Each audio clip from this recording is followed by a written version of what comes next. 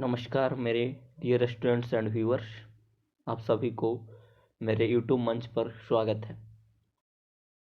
तो मेरे प्यारे मित्रों और मेरे प्यारे डियर स्टूडेंट्स, आज हम सीरीज स्टार्ट किए हुए थे एनसीईआरटी, उसी को हम आगे बढ़ाएंगे। कल के वीडियो में हम आपको बताए थे कि एनसीईआरटी और एससीईआरटी में क्या अंतर है, एनसीईआरटी क्यों पढ़ना जरूरी है, कैसे पढ़ें कि याद रहे, कैसे नोट्स बनाएं, और ढेर सारे जितना भी आपके मन में प्रश्न उत्पन्न हो रहा था सभी को जवाब हम वीडियो में दे चुके हैं। अगर फिर भी कोई क्वेश्चन बचा हो तो आप कमेंट में क्वेश्चन पूछ सकते हैं। तो मेरे प्यारे स्टूडेंट्स, आज हम आपको एनसीईआरटी सिलेबस के बारे में डिस्कस करेंगे। बताए थे कि जो नेक्स्ट वीडियो आएगा उसमें सिर्फ सिलेबस रहेगा, कौन कौन चैप्टर पढ़ना है, कैसे पढ़ना है, तो इसी बारे में हम आज चर्चा करेंगे। और जैसा कि आप लोग देख रहे होंगे डिस्प्ले पे एक आपको दिखाई दे रहा होगा, ये मेरे जो बैच था जो हम अभी यूट्यूब पर फ्री आपको उपलब्ध करा रहे हैं, ये बैच पेड बैच था। देखिए, इसका वन टाइम फी 3500 रुपया था, लेकिन हम सोचे कि नहीं, जो भी गरीब मजलूम शोषित अतिशोषित बच्चे होगा, आर्थिक रूप से कमज़ोर होगा, वो सबके लिए ये फ्री ऑफ कॉस्ट वीडियो हम यूट्यूब पे लाए हैं। तो ये मेरा सबसे बड़ा इनिशिएटिव है कि सब पढ़े सब बढ़े, इसी सिद्धांत पे मैं कार्य करता हूँ। जो भी एनसीईआरटी अच्छे पैसे में एनसीईआरटी लेकर आपको पढ़ा रहे हैं, और एक बार ये वीडियो देखिएगा, आपको कंपैरिजन हो जाएगा कि जो दिल्ली में पढ़ा रहे हैं पैसे लेकर, एनसीईआरटी के मूल 10-10 हज़ार रुपया, 8-8 हज़ार रुपया है, उससे कहीं बेहतर आपको कंटेंट और बेहतर आपको समझ विकसित होगा। यहाँ पे आपको हम भरोसा दिलाते हैं कि आप अच्छे से एनसीईआरटी बेहतरीन ढंग से समझ पाइएगा, और आपको मेंस आंसर राइटिंग भी हम आपको इसी वीडियो में सिखाएंगे। ये सब फ्री ऑफ कॉस्ट रहेगा, इसका कोई चार्ज नहीं होने वाला है, यूट्यूब पे फ्री रहेगा। बस शर्ते आपको अब वीडियो अच्छा लगे तो अपने फ्रेंड के पास ज़रूर शेयर करिएगा। अगर कुछ वीडियो से सीखें तो चैनल को ज़रूर सब्सक्राइब करिएगा, यही आपसे एक अनुरोध है। तो now we start the video. आप देख रहे होंगे इस एनसीईआरटी और एससीईआरटी सीरीज, इसी सीरीज के बारे में हम आपको आज बताएंगे। ये सीरीज तो पेड कोर्स था, लेकिन यूट्यूब पर हम आपको फ्री उपलब्ध करा रहे हैं। ये कोर्स क्या है, कितना महीना का है, कैसे चलेगा, वो हम आपको बताने जा रहे हैं। तो देखिए, एक कोर्स का अवधि 10 महीने रहेगा, वैलिडिटी 3 साल तक रहेगा, माध्यम हिंदी और इंग्लिश दोनों है। और देखिए, यहाँ पे कुछ टॉपिक वाइज टेस्ट था जो हम आपको इस पे, तो ये तो एप्लीकेशन नहीं है, एप्लीकेशन पे उपलब्ध है। आप वहाँ पे पार्थ आईएएस एप्लीकेशन डाउनलोड करके वहाँ पे टेस्ट लगा सकते हैं। और एक कैसे कैसे था, 10 महीना में कैसे पूरा करना है, वो था पूरा इसका एक खाका था जो हम आपको बता दिए। उसके बाद जो भी स्टूडेंट बीपीएससी टीआरई 3 देने जा रहे हैं उसके लिए एक कोर्स रामबाण होगा, और जो भी सचिवालय है, जो भी अन्य वैकेंसी है उसके, अब देखिए अब पैटर्न में बदलाव हो रहा है। अब सीधे आपको फैक्ट से कंसेप्ट की तरफ जा रहा है हर एक एग्जाम हो, चाहे वो दरोगा हो, चाहे बीपीएससी हो, चाहे टीचर हो। आप लोग देखे होंगे क्वेश्चन से ही आप लोग पता कर सकते हैं कि ये कहाँ जा रहा है, सीधे आपको कंसेप्ट की तरफ जा रहा है। आपको समझ है तब क्वेश्चन बनाइएगा, समझ नहीं है तो क्वेश्चन नहीं बनाइएगा। वही समझ को हम इस पूरे सीरीज में आपको ऐसा समझ विकसित कर देंगे कि आप औरों से 10% ज़्यादा मार्क्स गेन करिएगा। ये एनसीईआरटी और एससीईआरटी सीरीज था। ये मेरा फाउंडेशनल कोर्स चल रहा है जो अभी एप्लीकेशन पे है, आप इसको इनरोल कर सकते हैं। तो देख सकते हैं फाउंडेशनल कोर्स है, ये उन बच्चों के लिए है जो यूपीएससी की तैयारी करते हैं और बेसिक से पढ़ना चाहते हैं, उनके लिए है। इस नंबर पे आप कॉल करके आप इंक्वायरी भी कर सकते हैं। तो now we start the video. अब हम लोग सीधे सिलेबस पे चलते हैं। जैसा कि हम आपको बताए थे कि हम हिस्ट्री बुक से शुरू करेंगे, तो एनसीईआरटी की हिस्ट्री बुक से हम शुरू करते हैं। और हिस्ट्री हम 9th 10th 11th और 12th, ये 4 क्लास का हिस्ट्री हम पहले ख़त्म कर देंगे। उसके बाद ज्योग्राफी में आएंगे, उसके बाद इकोनॉमिक्स में आएंगे, उसके बाद साइंस में आएंगे। तो इस क्रम में चलते रहेगा। कोर्स का डिजाइन 6 महीना में हम सोचेंगे कि ये सब खत्म हो जाए, जब तक कि आपको बीपीएससी 17 में और क्या बोलता है TRE 30A जब तक एग्जाम ना आ जाए वो जब तक चलता रहेगा, समझ गए। 70 BPSC तक चलेगा, उससे 1 महीना पहले ही हम सोचेंगे कोर्स ख़त्म हो जाए ताकि सबको लाभ मिले। तो चलिए हम 9th के सिलेबस को देखते हैं, क्लास कक्षा 9th में कौन कौन सा चैप्टर हमको पढ़ना है वो इसको पे हम थोड़ा डिस्कस कर लेते हैं। तो चलिए देखिए, आपको क्लास 9th में जो क्लास 9th है उसको में आपको 5 चैप्टर पढ़ना है। 5 चैप्टर के बारे में हम डिटेल से बताते हैं, सुनिएगा। तो देखिए पहला चैप्टर में है फ्रांसीसी क्रांति। फ्रांसीसी क्रांति कब हुआ, क्यों हुआ, किस लिए हुआ, ये सारे हम वहाँ पे चैप्टर में डिस्कस करेंगे। उसके बाद है यूरोप में समाजवाद एवं रूसी क्रांति। तो यूरोप में समाजवाद और रूसी क्रांति कैसे हुआ, रूसी क्रांति क्यों हुआ, समाजवाद क्या है, तो ये सब हम डिस्कस करेंगे। जहाँ पे देखिएगा बाद शब्द आएगा उस पर ज़्यादा जोर दीजिएगा, क्योंकि वो समझने, वो कंसेप्चुअल चीज़ होता है, उसको समझना, जब तक आप उस चीज़ को नहीं समझिएगा जब तक आप पूरा चैप्टर को नहीं समझ पाइएगा। तो जहाँ पे बात आए वहाँ पे ज़्यादा फोकस करना है, वो हम सबको बताएंगे। जैसे नाजीवाद और हिटलर यही में पढ़ना है, 9th में पढ़ना है। चैप्टर नंबर 4 1 समाज एवं उपनिवेशवाद है। उसके बाद आधुनिक विश्व में चरवाहे। तो इतना चैप्टर क्लास 9th में पढ़ना है। उसके बाद चलते हैं क्लास 10th का देखते हैं। तो क्लास 10th में भी आपको 5 चैप्टर पढ़ना है।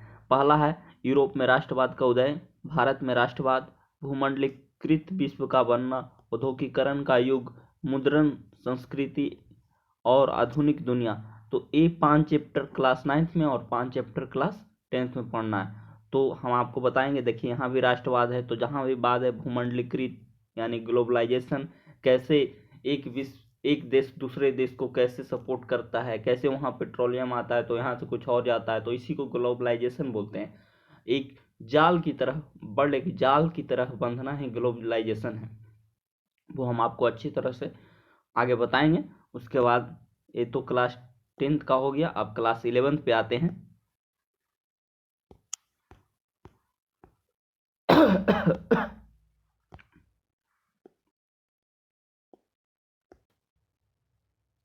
एक क्लास 11th का है। क्लास 11th में आपको कौन कौन चैप्टर पढ़ना है उस पे आते हैं।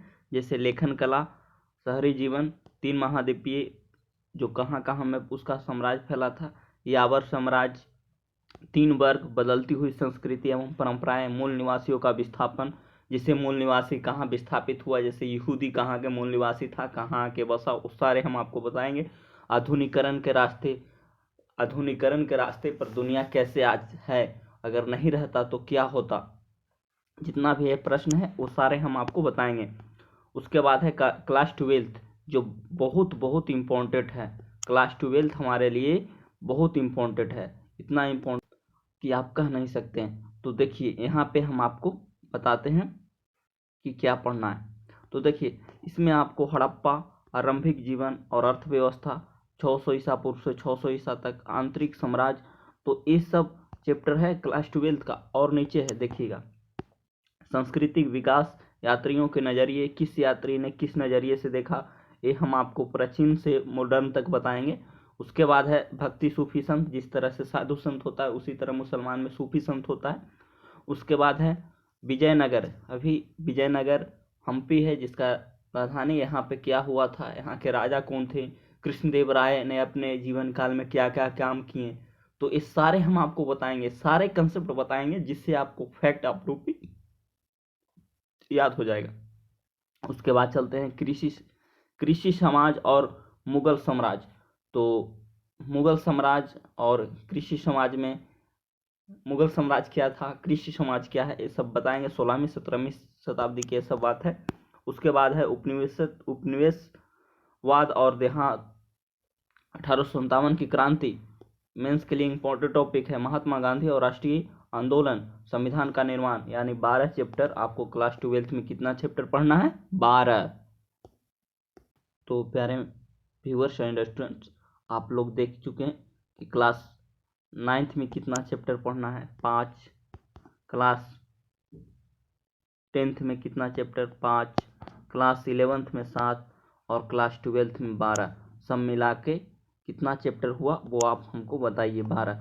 सब मिला के 29 चैप्टर है। और 29 चैप्टर हमको इस तरह से पढ़ना है कि आगे आने वाले फिर हमको कभी नहीं NCERT पढ़ना पड़े। हम आपको इस तरह से पढ़ाएंगे, आप यकीन करिए कि आप ऐसा पढ़ाएं, फी देकर भी नहीं पढ़े होंगे। कोई स्टूडेंट अगर फी दे ले होंगे एनसीईआरटी के लिए, तो देखिएगा हम जिस तरह से बताएंगे, यकीनन आप विश्वास करिए, शुरू होने दीजिए कक्षा, उसके बाद आपको पता लग जाएगा। और पीडीएफ, कुछ लोग कह रहे हैं कि सर पीडीएफ, तो पीडीएफ इस वीडियो के कमेंट सेक्शन में आपको पीडीएफ उपलब्ध करा देंगे। न तो पीडीएफ आप जाइए पार्थ IAS सर्च करिएगा टेलीग्राम पे, पार्थ IAS, और लोगो देखिएगा, लोगो यही रहेगा। कहाँ या लोगो हम आपको दिखाते हैं, यही लोगो रहेगा। आप ये लोगो देखिएगा यूट्यूब पे भी जाके, और सब्सक्राइब कर दीजिएगा। इस तरह का और उन लोगों ने भी लोगो बना रखा है, लेकिन आपको ये देखना है, ब्लू कलर का लोगो है, और यही टेलीग्राम चैनल भी है, आप इसको पे जाके ज्वाइन हो जाइए, वहाँ आपको पीडीएफ मिल जाएगा। आपको हमारे सिलेबस से रूबरू कराएं, अवगत कराएं। उसके बाद कुछ और चीज़ें हैं जो हम आपको बताना चाहते हैं। देखिए एनसीईआरटी आप पढ़ लीजिएगा, उसके बाद आप कोई भी अच्छा बुक पढ़िए, मतलब अच्छे राइटर का बुक पढ़िए, आपको बेहतर ढंग से समझ में आएगा। समझिए, तो एनसीईआरटी एक फाउंडेशन है जिस पे आप चाहे बहुत बड़ा ऊंची इमारत शामिल उठा सकते हैं, बना सकते हैं। समझिए, आपका बेस, आपका पिलर मजबूत हो जाएगा। और हम एक कोर्स यूट्यूब पर फ्री ऑफ कॉस्ट उपलब्ध करा रहे हैं। जितना भी कोर्स मेरे चैनल पे आएगा सब फ्री ऑफ कॉस्ट रहेगा, उसका कोई कीमत नहीं रहेगा, और सब क्वालिटी और कंटेंट से रिच रहेगा। ऐसा नहीं कि कंटेंट, आप कंटेंट देखिएगा, ये पीडीएफ आप देखिएगा तो कहिएगा कि पीडीएफ में क्या है, क्या इतना ढंग से कोई चैप्टर लिख के नाम देता है? नहीं। तो ये सब हम आपको चैप्टर लिख के दिए हैं। और देखिए अभी इस चैप्टर में कुछ और बचा हुआ है जो हम आपको बताएंगे। पहले हम आपको और कुछ ऐसा चीज़ है जो बता देते हैं जो दैनिक जीवन में बहुत इम्पोर्टेंट है। हम जब एनसीईआरटी आप सीरीज शुरू कर रहे हैं, आप मार्केट में जाइए, 9th का एनसीईआरटी बुक खरीद लीजिए, और ख़रीद के अभी आप रखिएगा, अभी आप पढ़िएगा नहीं जब तक हम इस चैप्टर को ख़त्म नहीं कर दें, पूरी तरह से समाप्त नहीं कर दें, जब तक आप नहीं पढ़िएगा।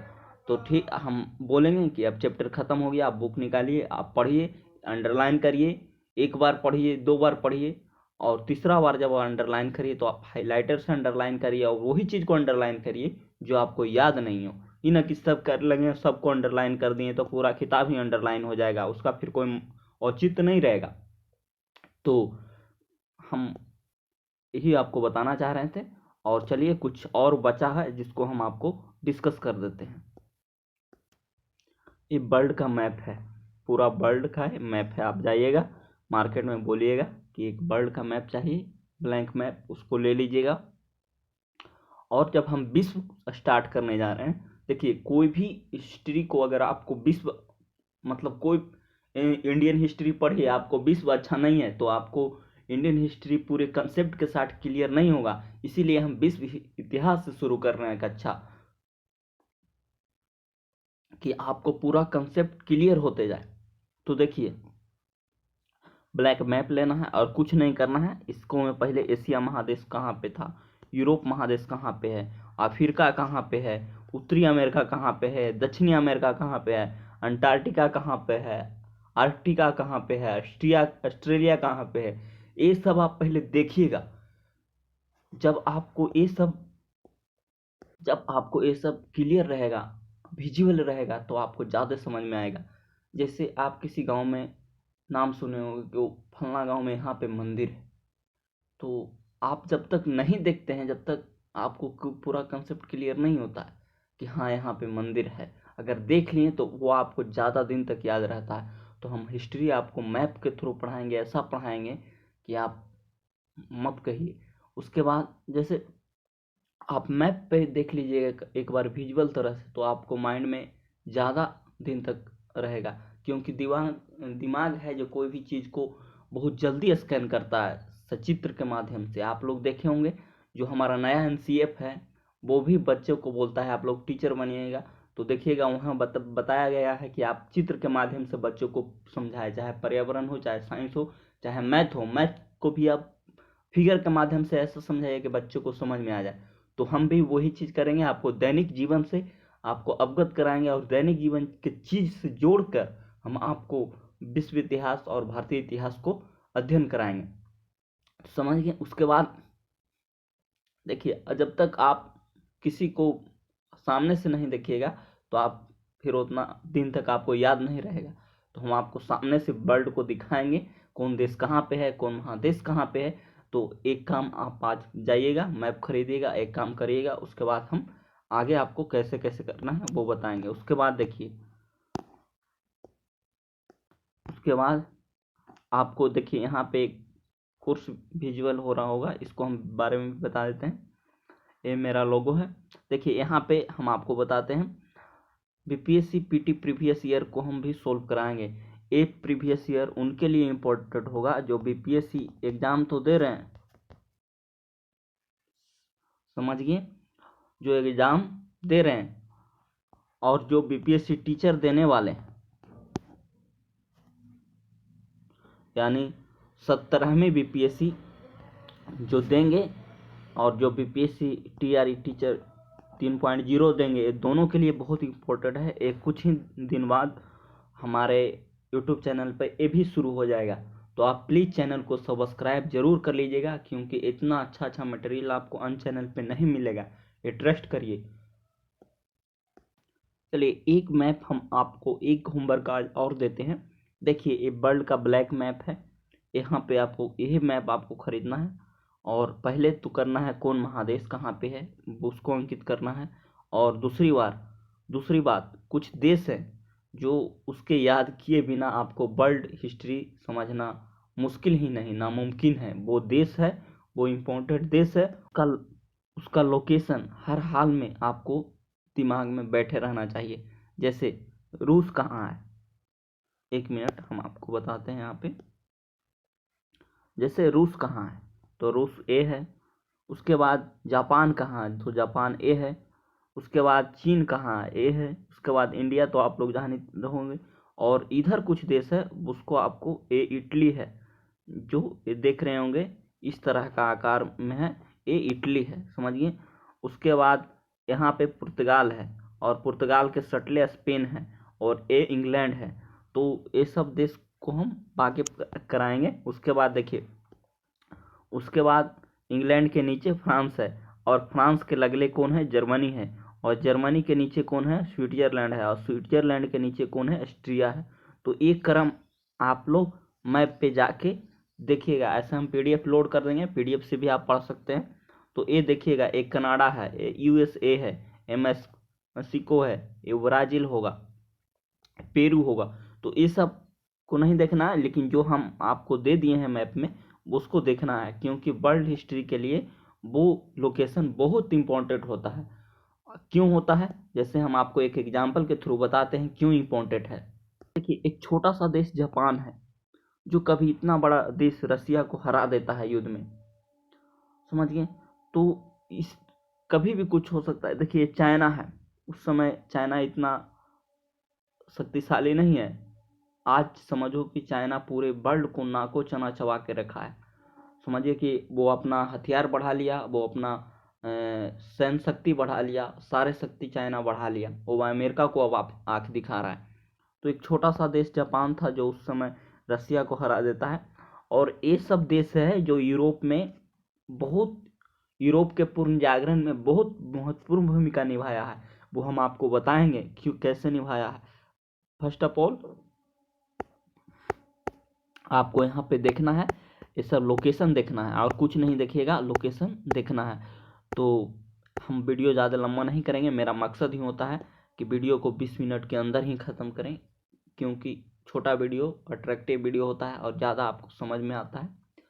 तो पहला चीज़ हम आपको एक बार पूरा रिव्यू कर देते हैं। पहला हम आपको बताएं कि एससीईआरटी एनसीईआरटी क्यों पढ़ना ज़रूरी है, क्या एनसीईआरटी पढ़ने से रिजल्ट हो जाएगा, एनसीईआरटी के नोट्स कैसे बनाएं, एनसीईआरटी कितना बार पढ़ेंगे सर कि याद रहेगा, और एनसीईआरटी कैसे पढ़ें सर, ये सब जितना भी आपको मन में क्वेरीज आ रहा होगा, जितना भी प्रश्न आ रहा होगा, वो सब हम आपको बता चुके। अगर फिर भी कुछ प्रश्न है तो हम आपको बार बार बोलते हैं, आप प्रश्न पूछने बेहिचक प्रश्न पूछिए, हम आपको बेहिचक आंसर देंगे। आप कमेंट में पूछिए, वहाँ पे पूछिए, न तो फिर टेलीग्राम पे जाइए, वहाँ पे पूछिए। तो ठीक है। और उसके बाद हम आपको चैप्टर बताएं कि 9th में कौन कौन चैप्टर पढ़ना है, 10th में कौन कौन चैप्टर पढ़ना है, 11th में कौन कौन चैप्टर पढ़ना है, 12th में कौन कौन चैप्टर पढ़ना है, 9th में कितना 5 चैप्टर, 10th में 5 चैप्टर, 11th में 7 चैप्टर और इसमें 12 चैप्टर। तो ये हम आपको बताएं कि इतना इतना चैप्टर पढ़ना है। उसके बाद हम आपको बताएं कि एक ब्लैंक मैप लेना है और ब्लैंक मैप में आपको कौन कौन सा देश कहाँ पे है इसको डिनोट करना है। समझिए कौन कौन सा देश कहाँ पे है, जैसे जापान कहाँ पे है, रूस कहाँ पे है। और हम आपको पीडीएफ दे देंगे तो पीडीएफ से आप भी कर सकते हैं, लेकिन आप अपने करिएगा तो आपको ज़्यादा बेहतर और ज़्यादा एक्सपीरियंस होगा, फिर आप कभी नहीं भुलाइएगा। ऐसे पीडीएफ है, पीडीएफ हम आपको दे देंगे। उसके बाद हम बताएं पहली बात कि कौन सा महादेश कहाँ पे है, इसको आप मैप में अंकित करिएगा। उसके बाद नीचे आइएगा, उसके बाद आपको जो हमें देश दे रहे हैं ये देश इंपॉर्टेंट है, इसी देश को आपको वर्ल्ड हिस्ट्री में जब तक ये देश को लोकेशन पता नहीं होगा तो वर्ल्ड हिस्ट्री आपको समझ में नहीं आएगा। इसलिए देश जितना हम दिए हैं इसका लोकेशन जाके आप अपने से मैप पे सर्च करिएगा तो आपको बेहतर ढंग से आगे आने वाला वीडियो बेहतर ढंग से समझ में आएगा। तो मेरे प्यारे dear students and viewers, thanks for watching this video. मिलते हैं किस अगले वीडियो में, वहाँ पर हम आपको फ्रांसीसी क्रांति से एक नए जोश, एक नए उमंग और एक नए उत्साह के साथ, अभी बसंत आने वाला है, बसंत ऋतु आने वाला है, उसमें आदमी मानव का जो काम करने की क्षमता होता है वो 2x गुना हो जाता है। तो उस क्षमता से हम नए बसंत में एक नए एनसीईआरटी का एक ऐसा सीरीज आपके सामने होगा जो आपको आने वाले एग्जाम में आपके लिए वरदान साबित होगा। तो चलिए मिलते हैं नेक्स्ट वीडियो में, फ्रांसीसी क्रांति के साथ हम चैप्टर को आगाज करेंगे।